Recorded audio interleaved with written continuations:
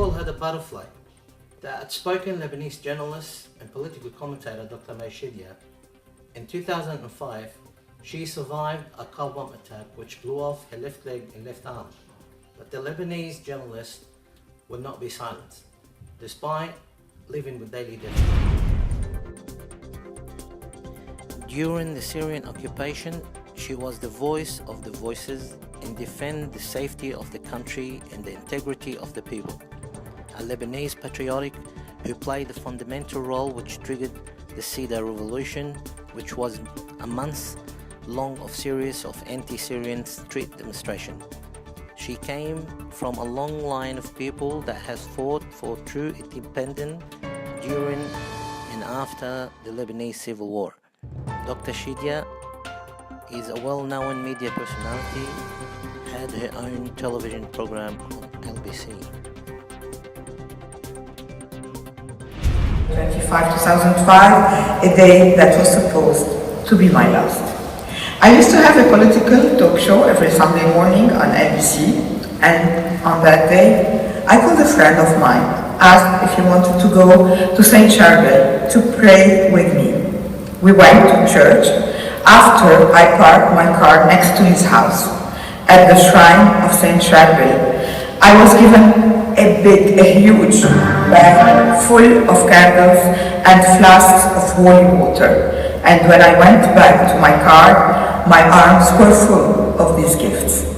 But when I got into my car, there was no space for the bag full of holy stuff.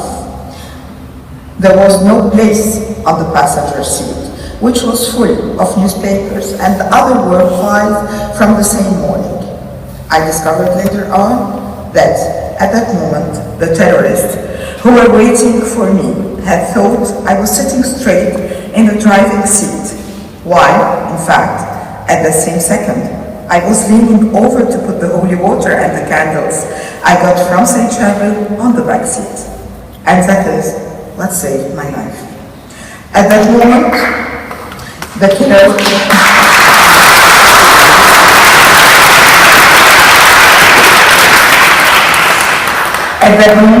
killers pressed the button and provoked the explosion. They had put explosives under the seat of my car, 400 grams of explosives plus 100 grams of a burning material called C4. Not only they wanted to kill me, but they wanted me burned alive. It was an awful moment that I still remember.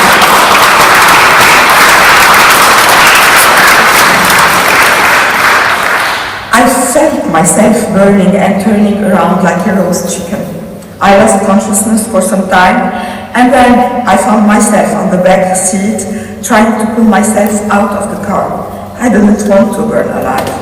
I can still remember seeing my left hand with my French manicure on my nails, still hanging with a small piece of flesh, before I managed to struggle free from the burning wreckage of my car. And I remember when I was asking for help, the first thing I told my friend who came back from his house to rescue me, please try to sew my hand. I thought it's rescuable. Why? Because of this burning materials, they could to burn me alive. They couldn't save what was left from the arm, and this is why my hand was got still here under. With that, and at that moment, also, I didn't realize I had left my left leg on the floor. You saw the car right now. When I saw these pictures after I woke up, I never could have imagined that anybody could have been rescued from such an accident. I was not passing by. I was sitting on the explosives. This is why I consider that it's quite a miracle. It was a St. Charbel miracle. Between the second when I was turning around myself, as I said, as there was a chicken. Then I woke up on the back seat. Few seconds, I lost conscience, and then when I woke up, I remembered that I told my mother, I heard a real voice telling me, wake up my girl, wake up my girl.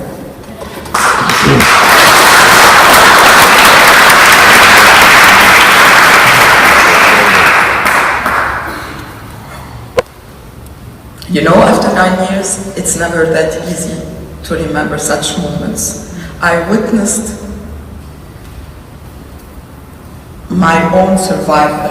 I was still conscious, and it's not easy to witness the end and then the beginning of a new start. I underwent 33 surgeries and exhaustive rehabilitation. At that time, professionals believed that women are most likely to be in danger during field work while reporting national conflicts. I realized the cold and hard way that in-house journalists like myself could be also exposed to severe threats and severe burns. In July 2006, only 10 months after the assassination attempt, I went back on air with an aesthetical silicone hand and a prosthesis replacing my left leg, more determined than ever to host my prime time talk show Bikajera with Audacity, which became a hit political TV show at the national and international level. Afterwards, I published my biography book, Le Ciel m'attendra, Heaven Can Keep Waiting. I was not in a hurry, in fact. I continued my PhD in France and resumed teaching at NDU, Notre Dame University, as a university professor. I also founded the May Chidiac Foundation, a non-profit organization mainly dedicated to training, research, and education on issues of media, democracy, and social welfare. Dr. Chidiac recently visited Sydney for her speaking tour, and on May the 7th, she delivered a lecture at Sydney University on the price of freedom. But whoever was responsible did not succeed in keeping her quiet.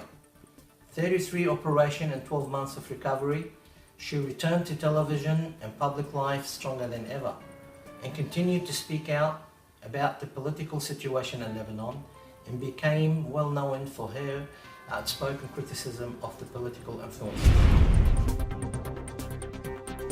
She is one of the very few women in Lebanon who, at a long age, when all the odds were against her, became a journalist in a war-torn country. She was always a professional that went to the most war zone in Lebanon.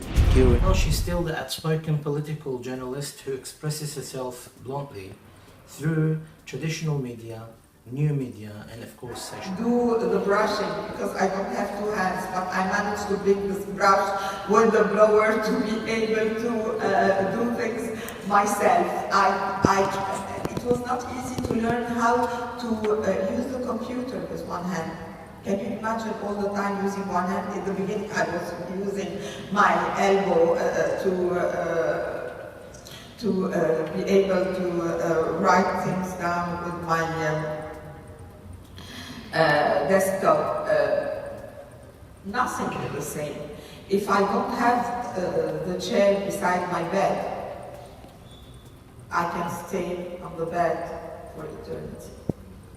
If I call for help and nobody is answering, I cannot move from my place. Imagine that sometimes I feel like moving from bed, putting my leg on the floor, and then I discover I don't have a second one to start walking. It's not easy.